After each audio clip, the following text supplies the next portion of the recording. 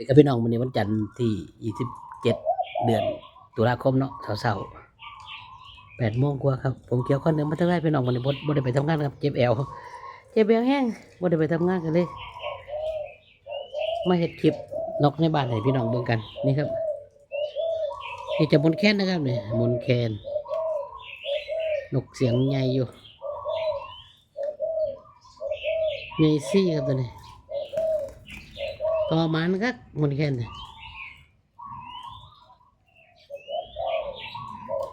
่ครับนี่เป็นได้ทุกแบบทุกสไตล์ป่ะนี่ต้นไม้ต่อดิน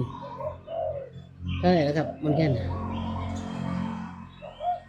แล้วก็มงคลสยามกับริวตันตัวนี้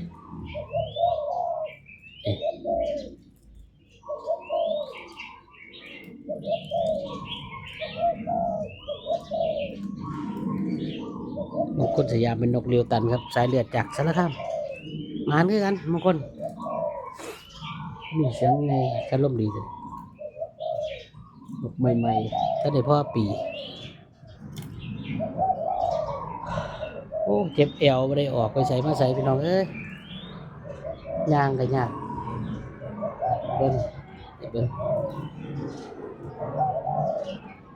อีกขึ้นนกในไข่ผมเนี่ยตัวนี้อ่าง8 ค่ำเหมือนอ่างทุกยกครับนี่อ่างสุดถือว่าสุดซะเสียงน้อยนี่ก็เพชรสยามนก2 กุกเสียงกลางตัวนั้นก็เป็นนก2 กุกเสียงน้อยกลางลงตัวนี้เสียงน้อยคารมดีวงในดี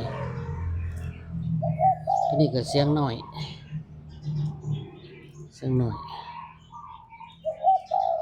ตัวนี้ตัวใดน้อนี่นะครับ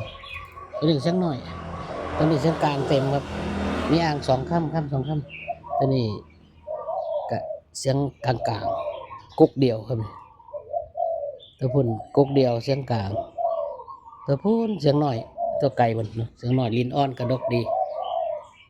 นี่ไม่แค่นี้ครับน้องผมมาลายตัวดอกจุดนี่ว่าได้มวนครับพี่น้องครับฝากติดตามช่องทาง YouTube นี่นะครับผู้ใดเข้ามาเบิ่งมาท่านกดติดตามก็ฝากกดแน่ว่าได้บอกได้จากันซื่อๆดอกครับบ่ได้มีหยังหลายเนาะภาษานก